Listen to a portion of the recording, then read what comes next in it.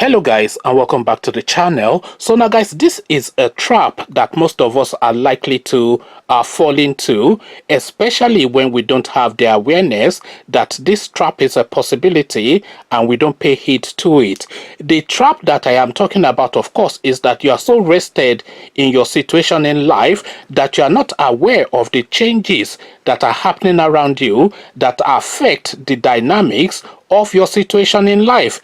Guys, I bring you this report that I prevailed on Buhari not to end Sars is lies from the pit of hell. And who is saying this? It is the Afonja of the Buhari regime, otherwise known as Adesina. So that's the headline. Again, reports I prevailed on Buhari not to end SARS is lies from the pit of hell. And this is a headline attributed to Femi Adesina. So now let's now see what the Yoruba Afonja, or to the Malamis, has to say. The special advisor on media and publicity, Femi Adesina, on Sunday reacted to a report that he prevailed on President Muhammadu Buhari not to disband the Special Anti-Robbery Squad (SARS) unit of the Nigerian police force. The president, according to the report, had made up his mind about the dissolution of the controversial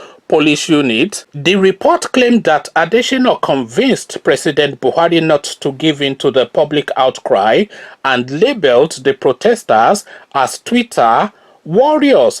The AGP, so the AGP means Inspector General of Police, so the AGP announced the scrapping of the SARS on Sunday after a week-long nationwide protest over the agency's brutality. However, in his reaction to the claim on his Facebook page, the presidential aide described the report as outright falsehood. He urged Nigerians to ignore the report, saying it was a concoction and falsehood from a diseased mind bent on causing disaffection against other people.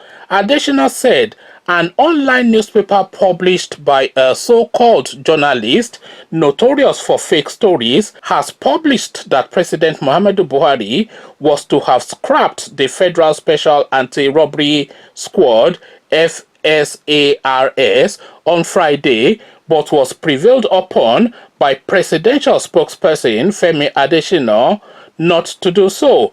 The tendentious publication claimed Adesina hinged his argument on the fact that the administration should not surrender to Twitter warriors. Whilst the FSARS saga lasted, I did not say a word on it, whether publicly or privately. Why? It was not within my brief. It rested squarely with the Nigerian police force, which has its own spokesperson. For the online publication to have cooked up outright falsehood against me shows the riot that is going on in that space in the name of journalism. The brain behind the blog had always twisted stories against me, and his former employers would testify that I had officially reported him twice. Till then, I declined to grant him an interview again. Lies from the pit of hell, a concoction, falsehood from a diseased mind bent on causing disaffection against other people. So now me thinks he protests too much, this Femi Adesina character. It will the person that rates this Femi Adesina please stand up so that we can all point at you and laugh at you. This guy is a clown of the first order with his docile voice and his fat speech pattern. Just that it does on the screens that we listen to, and we all alarm that is this the spokesperson that represents the voice of the illiterate president that we claim to have within the Nigerian Federation. So this is now this guy now. So he is going to Malam Buhari to tell him that these people are just Twitter noisemakers, they're just Facebook people, they don't have following, and that thing will die out because of course these people, they don't really speak for anybody. But really, he missed the step. And that was the intro that I used to say that some people, they're so rested in their own situation that they are not aware of what is going on outside of their situation. And this Femi Adesina exemplifies this succinctly. So this is a guy now that is so used to just collecting extra codes and awarding contracts and just looting the treasury. Is so busy collecting dollars that he is not actually aware of what is going on in the country. He just thinks he has to come and speak with the Yoruba voice to the ones of the Malami so that he can give the Malamis an expansive base to say that they cover Yoruba land as well, because this is a Yoruba man now telling you in his own voice. But he doesn't understand that there's been a seismic shift, a paradigm shift within the Nigerian consciousness, and that paradigm shift within the Nigerian consciousness is a child of necessity, because you see, Nigeria is a very young country. A good 80% of the Nigerian population is under 30, and these people, one, they don't have a passport or the opportunity to travel abroad, and two, they cannot bear the sort of life that they live in that country. So you are walking down the road, okay, you've gone to American visa, American embassy rather, for a visa, they've declined you. You've gone to Europe, they've declined you. You don't want to trek to Libya, so you are saying, okay, I'm stuck in this country, so I will do the best I can. So you've learned some IT skills, and you've gone on the internet to source jobs, and you are working remotely now, getting briefs internationally and submitting your work to whoever has commissioned you. But then, of course, in the course of because your tool for that job, of course, your office, the office of the young person in Nigeria and the office of the young person internationally, from this point that you're listening to my voice and forever thereafter, is going to be their mobile phones. This is going to be the international office, and what has accelerated that is even this lockdown now that we're having now, because under this lockdown that we're having globally, a lot of people are working from home. So now that culture now of working from home has let the international employers, the global employment, know that people don't have to come to the office to do their jobs effectively. So after we get past this pandemic, it's not a case then of going to the way we are, going back to the way we are. It is a case of people now leveraging on what these are window that this lockdown has opened, that people can work remotely. So a good 60% of workforce would no longer have to travel to an office. So this is what is happening now. And also there's a culture called the digital nomad.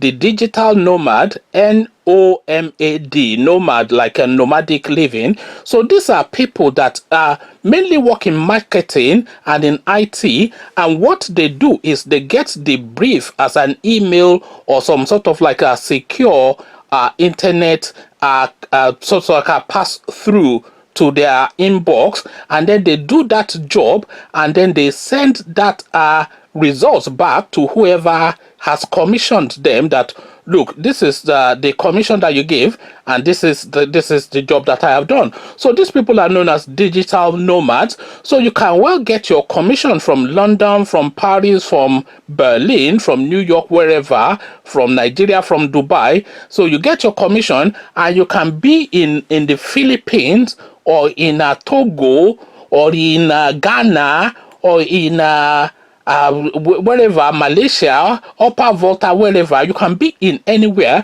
so long as you have an internet connection and a mobile phone. And these are digital nomads, and this is the way of the future. So now in Nigeria now, carrying a laptop, which is an essential tool of that digital economy and that digital workplace now, that is a way of the future, is now considered to be a criminal act. So the uneducated, illiterate from the jungles, Sars person will come up to you, Unilag graduate, UI graduate, Uniben graduate, carrying your laptop as you make your living off either social media or the digital economy, and asking you why you're carrying a laptop and saying that you're a Yahoo boy. So this is the thing now in Nigeria. The government cannot provide an employment, and the young people now who are now seeking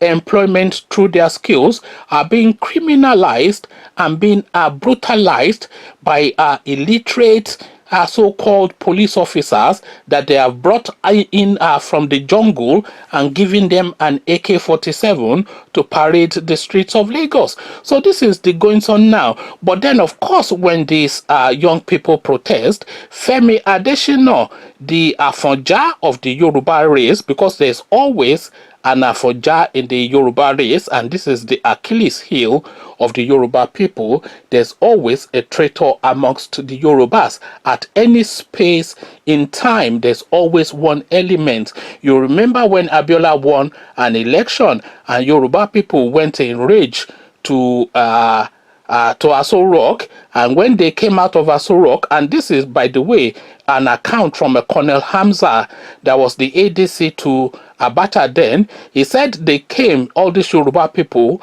into Aso Rock in rage, and he thought the place was going to fall apart, and he was even asking for extra troops.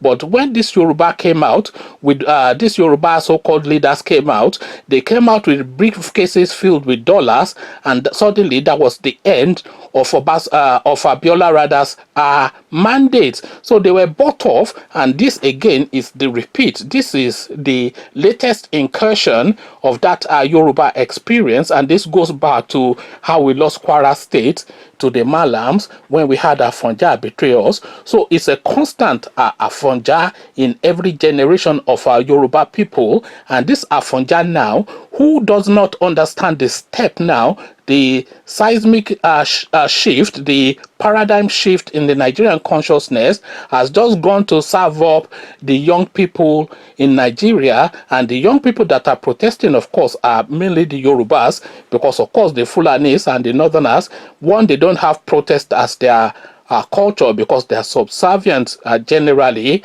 to that hierarchy that they have. All they have is like Rankadede, and to gather in the front of a rich man's house, and he feeds them tuwo and they disperse. So that is their culture. But the culture of protest is essentially a Yoruba culture. So he is now going to Malam Buhari, who does not have any understanding of Yoruba people, to say that, oh, these people are just internet people, they have no following, because of course he has missed the step, and he's still locked up in that dollar gorge that he's enjoying. And he should have gotten enough dollars by now, by the way, because he's been looting now for 5 years solid. But then, of course, Afonja is never satisfied. Conversations in the comment section, the Afonja known as what is his name, Femi Adesina, is who we are talking about. What says you? Come share thoughts. But before you come share thoughts, click on the red subscribe button so it turns gray. The bell button notifies you every time I drop a new video. Click on like as well, because that helps with the YouTube algorithm. Once you've done all the clickings, then Afonja, otherwise known as Femi Adesina, is the topic. What is your contribution? So I'll leave you here. Carry this conversation on with you in the comment section. But here, I say, peace.